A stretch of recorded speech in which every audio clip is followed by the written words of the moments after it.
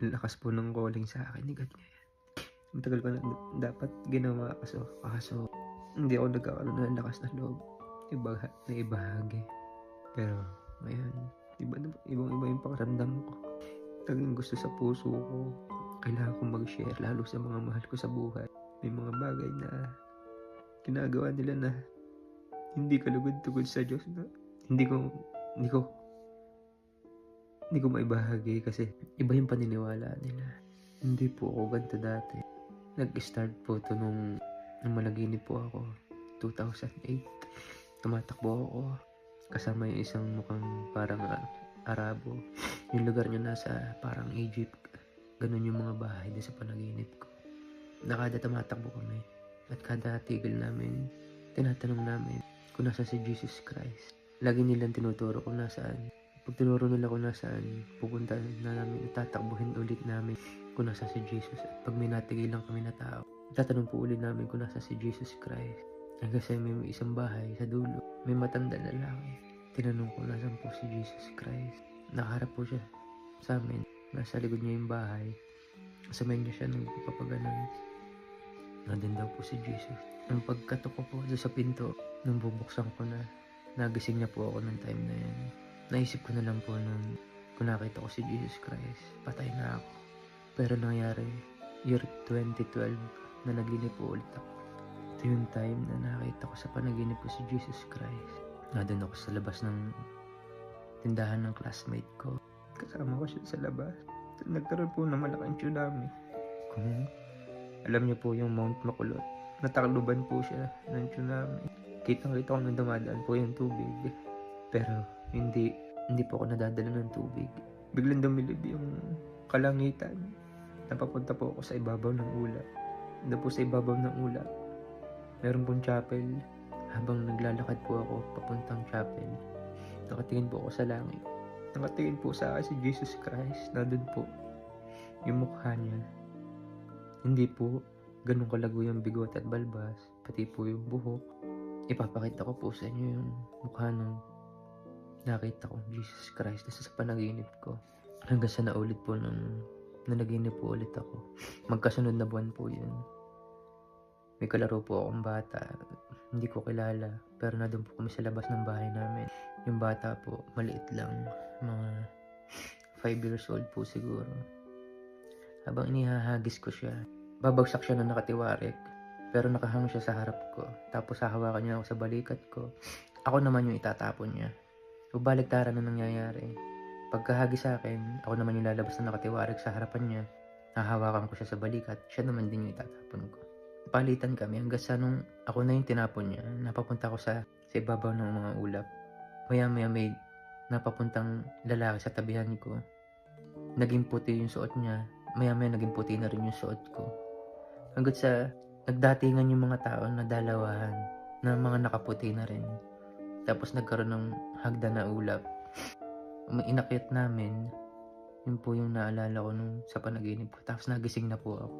Doon ko na po napag-isip-isip yung mga panaginip na bakit ako nananaginip ng mga ganung bagay. Nag-search ako. May Bible ako nun pero hindi ko binabasa. Doon ako natutong magbasa. Yung mga time na yun, sobrang dami ko pong bisyo. Sobrang dami ko pong pagkakasala.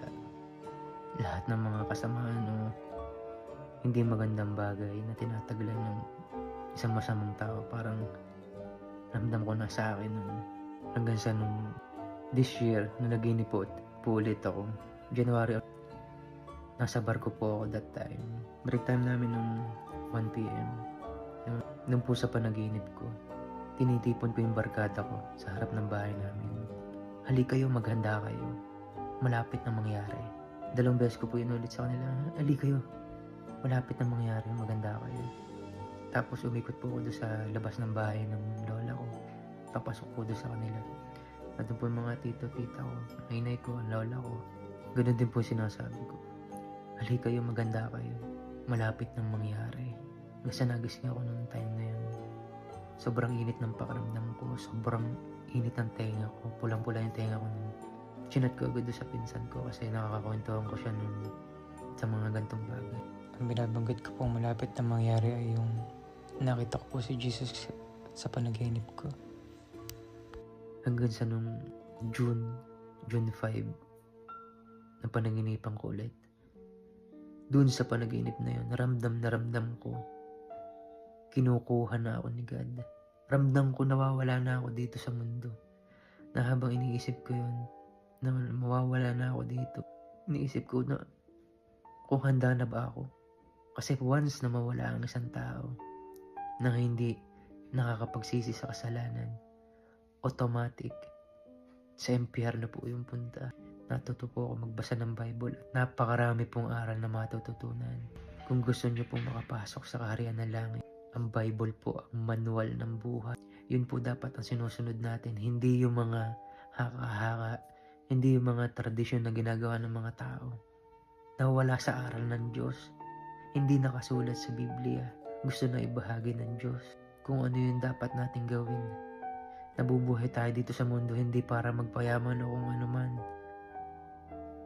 Lalo't hindi ito ikakalugod sa ating Panginoon Diyos. Kaya ipapakita ko po sa inyo kung ano yung pinakamalapit na picture ni Jesus Christ na nakita ko sa panaginip ko.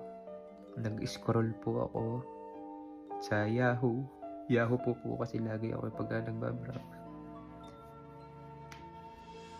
Pagka-search ko po ng picture of Jesus Christ, nag-scroll down ako. Iniisa-isa ko, tinitingnan ko kung alin yung pinakamalapit na picture kasi gusto ko makita ulit ng malinaw yung picture ni Jesus. Nung makita ko po, kinilabutan ako kasi yun yung pinakamalapit na picture ni Jesus. Tapos pagkatapos po nun, may bakery po kami. Ako po nagbabantay ng bakery namin sa gabi. 24 hours po siya. So habang nagbabantay ako, nagsasearch ako, nagbabasa ako ng Bible. So nanood po ako sa YouTube. Nag-search po ako kung yung mga tao nakakapanaginip din kay Jesus. Yun, nung tinype ko po yung Dreaming of Jesus, madami ako nakita na nakapanaginip din na hindi lang din pala ako. Nanonood po ako, nakita ko po yung kay Ana Kramaric na video.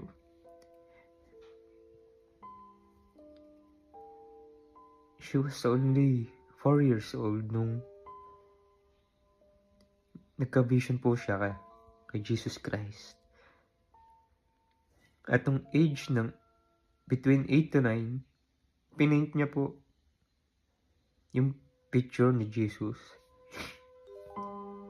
Yung pong painting na yon, yung nakita kong picture sa Yahoo, iisa po kami na nakita. At dun lalo akong kinilabutan. Matagal ko na pong gustong mag-share tungkol sa ganito. Kasi lagi po laman ng isip ko, pag tumatahimik ako, gusto kong mag-share. Gusto kong ituro sa mga mahal ko sa buhay, sa mga malalapit sa akin. Although, mahirap po kasi nag-try ako pero parang wala pong naniniwala.